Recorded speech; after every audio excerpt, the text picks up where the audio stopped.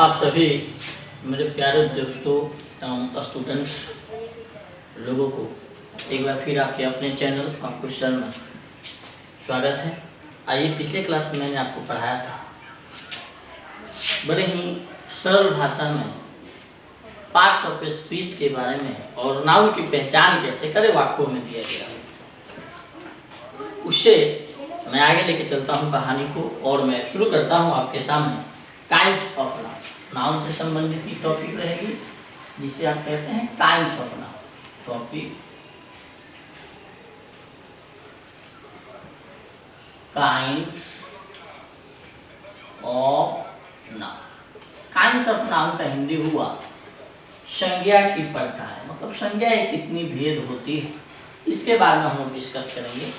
हालांकि नाउन की क्लासिफिकेशन अलग अलग तरीकों से अलग अलग जगहों पर बांटी गई है। जैसे मैं बात करूं ट्रेडिशनल इंग्लिश ग्रामर की, तो ट्रेडिशनल इंग्लिश ग्रामर में नाउन को दो भागों में बांटी गई है। एक को हम लोग कंक्रीट नाउन कहते हैं और दूसरे को अब्स्ट्रैक्ट नाउन कहते हैं। बात करें मॉडर्न इंग्लिश ग्रामर की, तो मॉडर्न इंग्लिश ग्रामर में भी नाउन को दो तरीकों से बांटा गया है। एक को कंटेबल नाउन कहते हैं और एक को अनकंटेबल नाउन कहते हैं। लेकिन बात हम लोग करें फंक्शनल इंग्लिश ग्रामर की, जिसे फंक्शन के आधार पर, उसके कार्य के आधार पे, तो नाउन का 5 भेद होता है: proper noun, common noun, collective noun, material noun और अब्स्ट्रैक्ट नाउन। तो कॉम्पिटिटिव एग्जामिनेशंस के लिए, चाहे किसी भी एग्जामिनेशंस के लिए, फंक्शंस के आधार पर ही नाउन की भेद की और नाउन के काइंड्स की आवश्यकता होती है। तो मैं बिना समय को पास किए शुरू करते हैं नाउन के पहले काइंड्स को, जिसे आप कहते हैं प्रॉपर नाउन।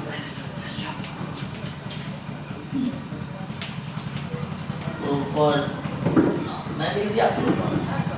प्रॉपर नाउन का मतलब होता है पार्टिकुलर नेम, PARTICULAR, पार्टिकुलर। मतलब कि आप कह सकते हैं पार्टिकुलर नेम ऑफ एनीथिंग, किसी भी खास नाम, किसी भी खास नाम को हम प्रॉपर नाउन कहते हैं। Particular name is called proper. जैसे एग्जाम्पल की मैं बात करूं तो आप लिखें रोहन। रोहन किसी खास लड़का का नाम हुआ। आप लिखें सारण। सारण किसी खास डिस्ट्रिक्ट का नाम हुआ। आप लिखें रामायण। रामायण किसी खास किताब का, या आप कह सकते हैं महाकाव्य का नाम हुआ। आप लिखें टॉमी, TOMMY, तो टॉमी किसी खास जानवर का नाम है। तो ये जितने भी मैं नाम लिखा हूँ, रोहन यह लड़का के खास नाम, किसी लड़का का खास नाम है। सारण किसी डिस्ट्रिक्ट का खास नाम है। रामायण किसी महाकाव्य का खास नाम है। टॉमी और किसी एनिमल का खास नाम है। मतलब कि पार्टिकुलर नेम जो होगा, जो खास नाम होगा, पार्टिकुलर नेम, यह पार्टिकुलर नेम किसी पर्सन का हो सकता है, PERSON, किसी पर्सन का हो सकता है, किसी एनिमल का हो सकता है, किसी थिंग्स का हो सकता है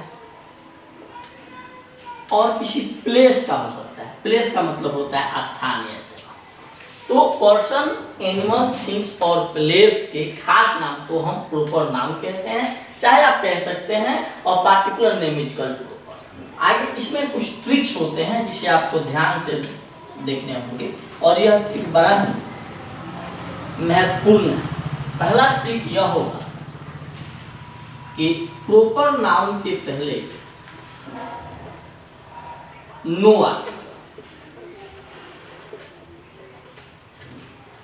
article is used before proper.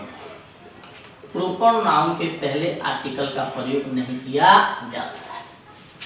जैसे मैं एग्जाम्पल लिखूं,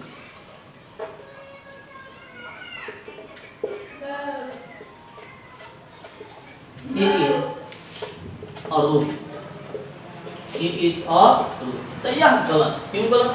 क्योंकि रोहित जो है किसी खास लड़का का नाम है और किसी भी खास नाम को हम लोग प्रॉपर नाउन कहते हैं, और प्रॉपर नाउन के पहले आर्टिकल का प्रयोग नहीं होगा, इसलिए रोहित के पहले एन का प्रयोग नहीं किया जाएगा। सिर्फ आपको कहना होगा ही इज रोहित, वह रोहित।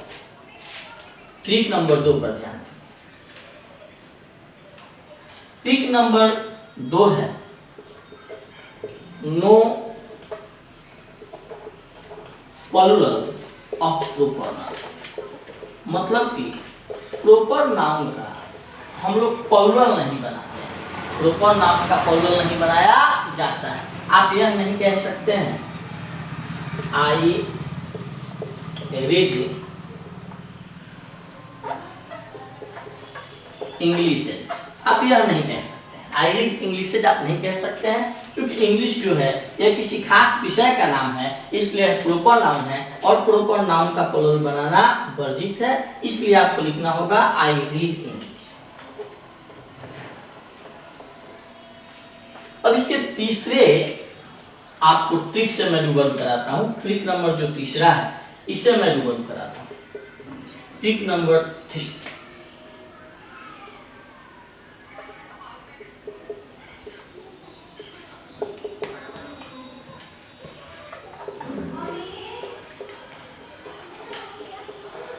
मैंने लिखा बिगिंस विथ अपर केस। क्या चीज भाई?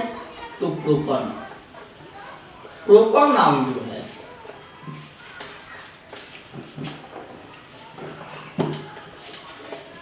प्रॉपर नाउन की शुरुआत हमेशा अपर केस से होता है।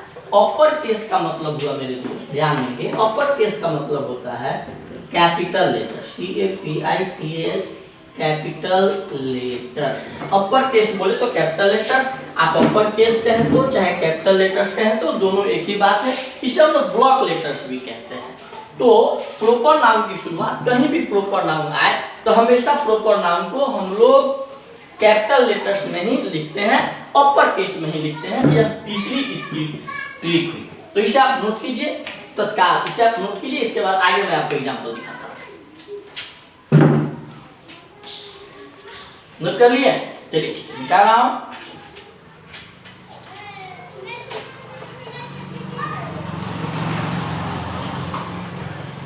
मैंने प्रॉपर नाउन में आपको तीसरा ट्रिक बताया था कि proper noun always begins with capital letter. तो मैं लिखूं I like to read English. I like to read English. तो यह I like to read English मैं लिखा, तो ध्यान देंगे यहाँ इंग्लिश जो है यह किसी खास सब्जेक्ट का नाम है, और किसी खास सब्जेक्ट का नाम है चाहे किसी खास सब्जेक्ट का नाम है, इसलिए इसका पहली जो लेटर्स होगा क्या होगा? अपर केस में होगा, कैपिटल लेटर्स में होगा। इसलिए यह गलत है। आप कहीं भी आप प्रॉपर नाउन को लिखें तो कैपिटल लेटर शुरू करें, अर्थात इंग्लिश का ही कैपिटल होगा। यह प्रॉपर नाउन हो। दूसरी जो काइंड्स होती है नाउन का, जिसे आप कहते हैं कॉमन नाउन, ध्यान देंगे मैंने लिखा common noun, common. Common noun किसे कहते हैं? तो कॉमन नाउन का मतलब हुआ कॉमन नेम। कॉमन नेम को ही कॉमन नाउन कहा जाता है। किसी भी सामान्य नाम, सामान्य नाम को हम लोग कॉमन नाउन कहते हैं। इसे आप कह सकते हैं कि showing SHOWING, showing cast, showing cast of anything is called common noun. किसी भी चीज के जो जाति का बोध कराता है उसे हम लोग कॉमन नाउन कहते हैं। जैसे मैं लिखूं बॉय, BOY, मैंने बॉय लिख दिया। तो बॉय जो है BOY, मैंने बॉय लिख दिया। बॉय जो है यह लड़कों की जाति है। मैं लिखूं सिटी, मैं लिखूं डिस्ट्रिक्ट, DISTRIC। तो डिस्ट्रिक्ट क्या है? तो यह कॉमन नेम है। सारा डिस्ट्रिक्ट हुआ, ठीक है। इसके बाद आपको सिवान हुआ, गोपालगंज हुआ, मुंगेर हुआ, ऐसे बहुत सारे डिस्ट्रिक्ट हैं, वैशाली हुआ। तो ये सब तमाम डिस्ट्रिक्ट हैं। तो डिस्ट्रिक्ट जो है यह खास नाम है।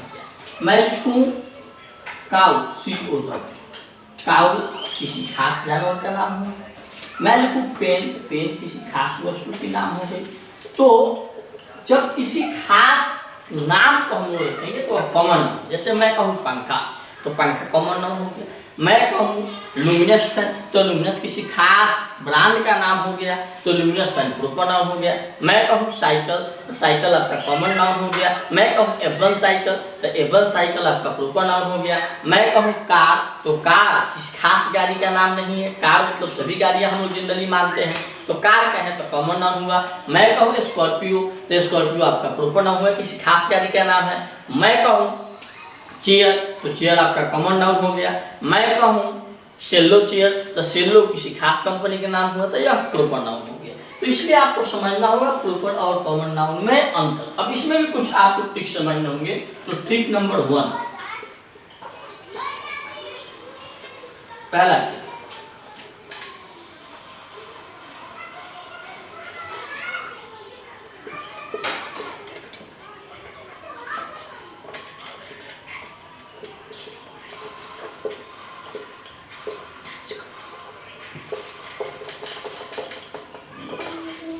यह है कि सिंगुलर कॉमन नाउन का प्रयोग हम लोग बिना आर्टिकल का नहीं करेंगे। यदि बिना आर्टिकल का आप सिंगुलर कॉमन नाउन का प्रयोग कर रहे हैं तो उसको गलती माना जाएगा। जैसे आप कह रहे हैं he is teacher.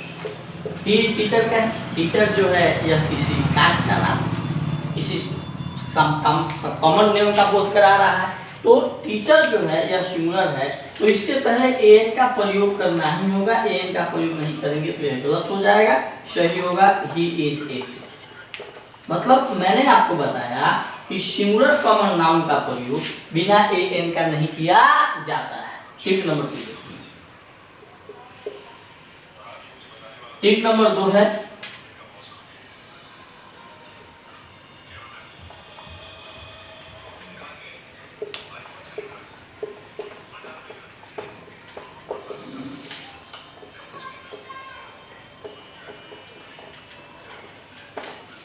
Common noun की शुरुआत कहीं भी होगी वह लोअर केस में होगा, मतलब कैपिटल स्मॉल लेटर्स में होगा। किस लेटर्स में होगा? स्मॉल लेटर्स में होगा। जैसे मैं लिखूं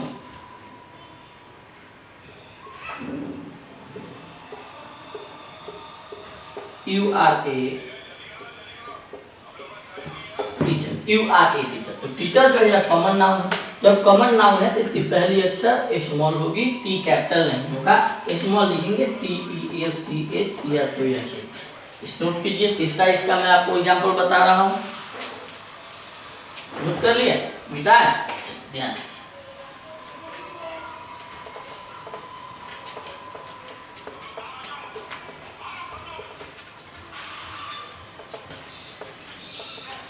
इसकी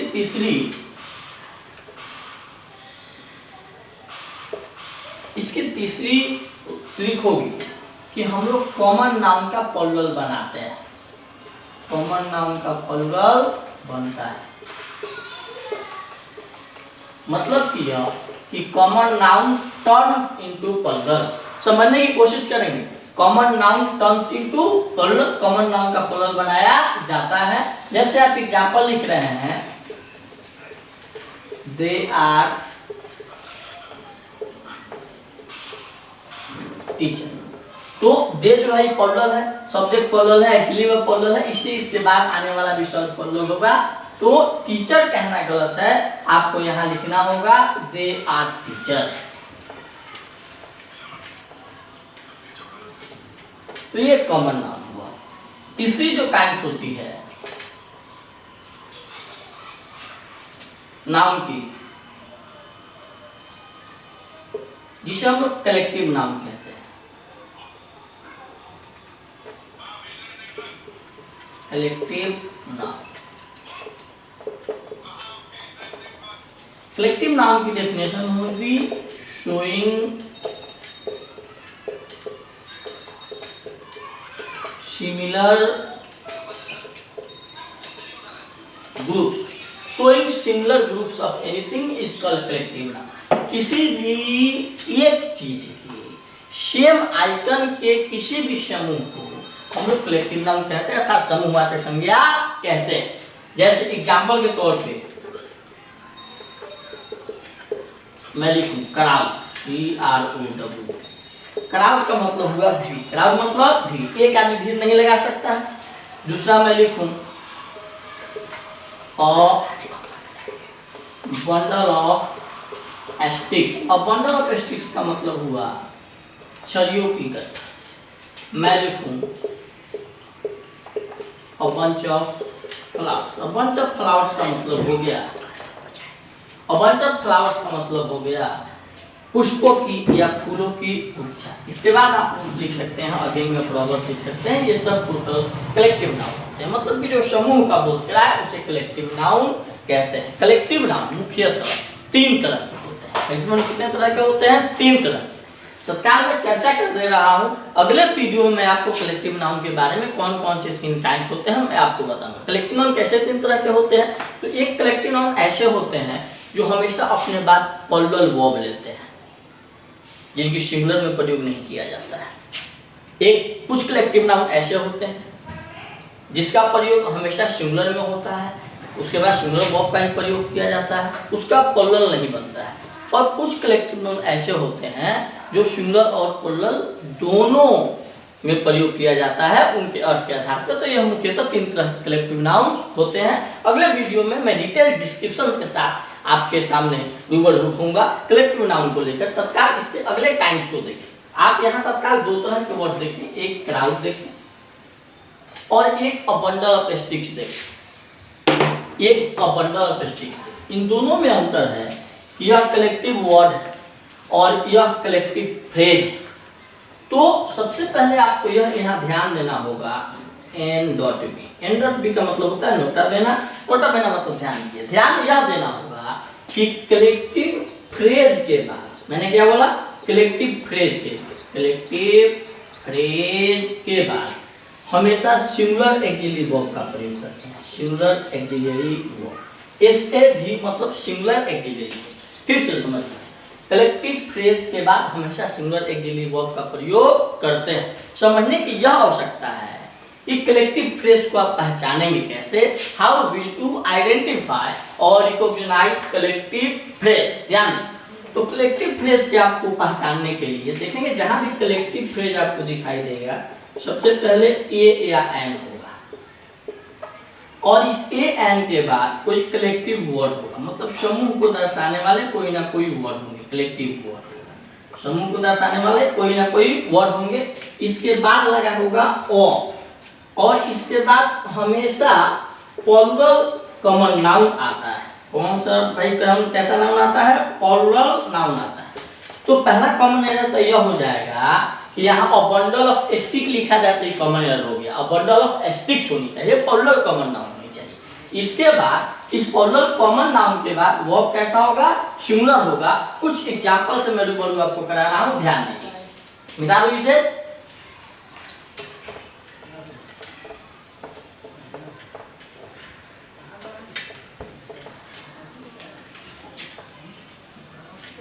ध्यान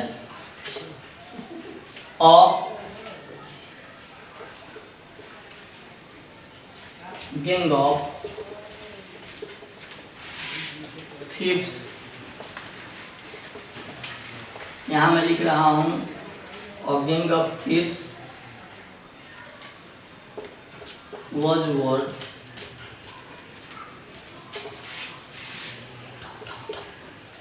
again the was word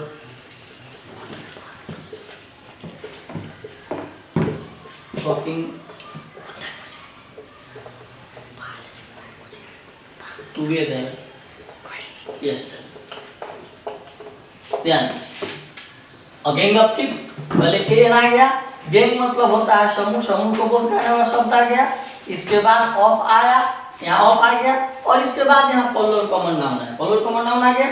और यह कितना मैंने बताया था कि ए एन हो, इसके बाद कोई कलेक्टिव वर्ड हो, इसके बाद ऑफ लगा, उसके बाद प्लूरल कॉमन नाउन हो तो कलेक्टिव फ्रेज हो। इसके बाद सिंगुलर ऑक्सिलरी वर्ब का प्रयोग होगा। तो वर्ड और वर्ड में सिंगुलर कौन है भाई?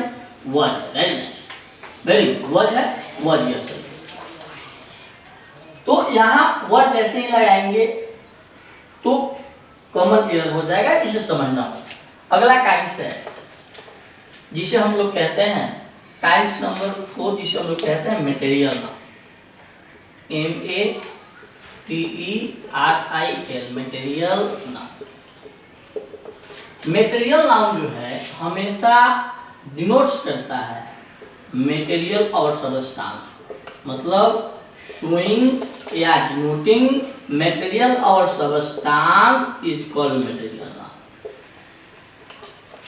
शोइंग और डिनोटिंग मेटेरियल और substance is called material noun. वह शब्द जो किसी तत्व या द्रव्य का बोध कराता है उसे मेटेरियल नाउन कहा जाता है। जैसे एग्जाम्पल के तौर पे मैं लिखूं oil, stone, bread, oil, stone, bread, dust, dot, ये सब मेटेरियल नाउन, ये टोटल मेटेरियल नाउन। अब मेटेरियल नाउन के भी कुछ गुण होते हैं जिसे आपको समझना होगा। गुण यह होते हैं कि मेटेरियल नाउन का प्लुरल नहीं बनाया जाता है, मेटेरियल नाउन का कभी प्लुरल नहीं बनेगा, और मेटेरियल नाउन के पहले एन का भी प्रयोग नहीं होता है। जैसे कोई कहे I have bought an oil, यह गलत, I have bought an oil गलत है। आपको कहना होगा, या तो आप कहिए आई हैव बॉट ऑयल, या आप कहिए I have bought a pocket of oil. ये दोनों सही हो जाएंगे। मतलब कि मेटेरियल नाउन का प्लुरल और सिंगुलर बोध कराने के लिए कुछ शब्द होते हैं। शब्द यह होते हैं कि मैंने देखिए यहाँ मैंने पॉकेट का प्रयोग किया, वैसे ही पीस होता है, पीसेज होता है, लोब होता है, लोब्स होता है, बीट होता है, बिट्स होता है। मतलब कि ये सब कुछ वर्ड्स हैं जिसके द्वारा हम लोग मेटेरियल नाउन का सिंगुलर और प्लुरल का बोध करा सकते हैं। तो यह मेटेरियल नाउन। इसके अगले जो काइंड्स होते हैं जिसे हम लोग कहते हैं अब्स्ट्रैक्ट नाउन। ध्यान दें, नोट कर लिए बेटा।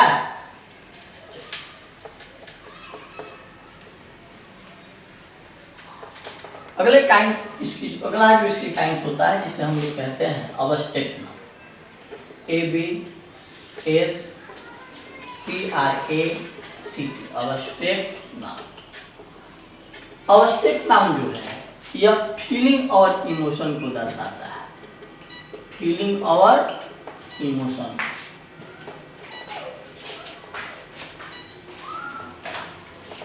शोइंग फीलिंग और emotion is called abstract noun. वह शब्द जो भावना को दर्शाता है उसे हम लोग अब्स्ट्रैक्ट नाउन कहते हैं, अर्थात भाववाचक संज्ञा कहते हैं। इसकी दूसरी डेफिनेशन ये आप कह सकते हैं, the noun which can be only felt is called abstract noun. वह संज्ञा ये सिर्फ हम लोग महसूस करें उसे हम लोग अब्स्ट्रैक्ट नाउन कहते हैं। अब्स्ट्रैक्ट नाउन को we can't see our touch। Abstract noun को हम लोग देख और छू नहीं सकते हैं, अर्थात abstract noun can't be seen और टच। अब्स्ट्रैक्ट नाउन को देखी और छुई नहीं जा सकती। कुछ अब्स्ट्रैक्ट नाउन का मैं एग्जांपल दिखाता हूँ, ध्यान दीजिएगा। मैं लिखूं FRINDSHI, friends, kingdom, childhood, identification,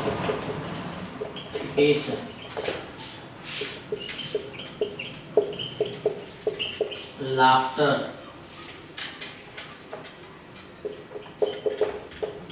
kindness. पूरे अब्स्ट्रैक्ट नाउन के पहले भी एन का प्रयोग नहीं होगा और इसका भी प्लुरल नहीं बनेगा। बहुत ध्यान से इसे हम लोग देखेंगे तो यहाँ दिखाई दे रहा है कि फ्रेंड जो है ये कॉमन नाउन है और फ्रेंड में जुड़ा हुआ है शिप। किंग यहाँ दिखा और किंग में यहाँ जुड़ा हुआ है डम। चाइल्ड दिखा, चाइल्ड में जुड़ा हुआ है हुड। आइडेंटिफाई दिखा, आइडेंटिफाई में जुड़ा हुआ है केस। लाख दिखा, लाख में जुड़ा हुआ है टर।